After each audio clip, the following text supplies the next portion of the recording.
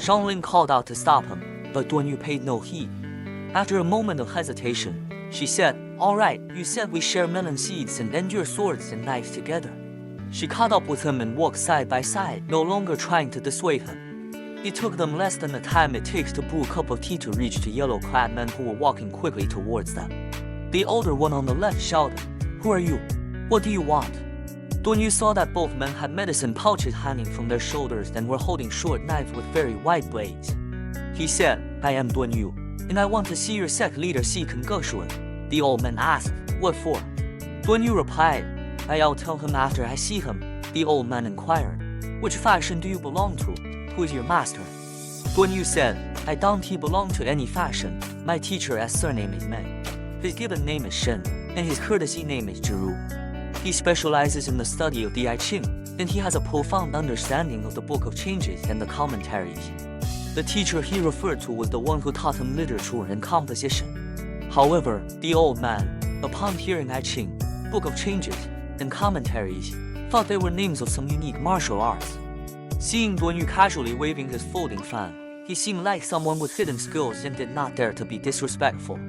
Although he couldn't recall any martial artist named Meng Shen in the world, since Duan Yu claimed his teacher had a profound understanding. He thought it might not be a complete fabrication. He said, "Very well, young Master Duan, please wait a moment. I'll go and report to our leader." Xiangling saw him hurry away and turned the corner of the hill. Then she asked, "You told him about the Book of Changes and commentaries. What kind of skills are those? If sect leader Xikun Geshuan tests you, I am afraid it won't be easy to deceive him." Duan Yu replied, "I am very familiar with the Book of Changes. The profound meaning within it. If sect leader Xikun Geshuan wants to test me, he might not be able to stump me." Xiangling was left speechless. The old man returned with a stern expression on his face.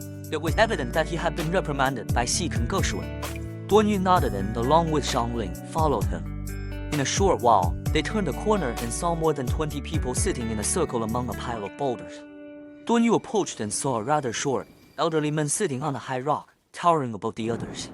He had a goatee and an arrogant demeanor, which led Duan Yu to believe that this was the leader of the Shenang sect, Xikun Geshuan. He greeted with a respectful bow and said, "Greetings, sect leader Xikun Geshuan.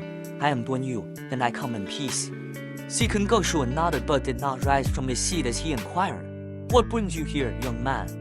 Duan Yu replied, "I heard that your sect has a grudge against the Infinite Sword and that I just witnessed the tragic deaths of 2 members of the Infinite Sword.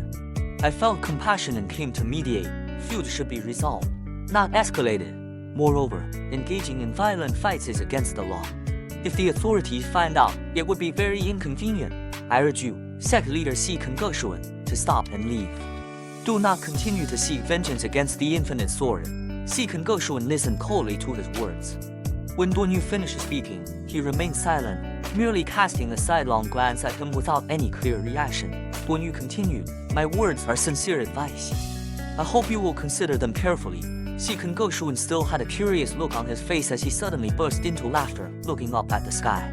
He then asked, "Who are you, young man, to come and make fun of me? Who sent you here?" Duan Yu replied, "Who told me to come? I came on my own accord." Xikun Geshuan snorted and said, "I've been wandering in the martial world for 40 years and have never seen such a bold and reckless young man like you. Ah Shen, take these 2 young people into custody." The tall man nearby immediately stepped forward and grabbed Duan Yu's right arm. Xiangling shouted, "Wait. Sect leader Xikun Geshuan, this young man is trying to mediate peacefully. If you refuse, that's one thing, but why resort to violence?" She turned to Duan Yu and said, "Brother, since the Shenang sect won't listen to reason, let us not get involved in their affairs. Let us leave." The tall man named Shen had already twisted Duan Yu's hands behind his back and held them tightly, waiting for his leader's orders.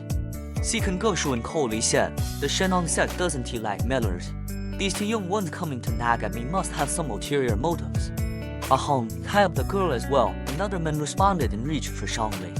Xiangling stepped back diagonally and said, "Sect leader Xikun Geshuan, I am not afraid of you. It's just that my parents don't want me to cause trouble outside. You should let him go, otherwise, I'll have to fight you, which would be very inconvenient." Xikun Geshuan laughed and said, "This girl really has some skills, but she is not strong enough to cause trouble in the Shenang sect."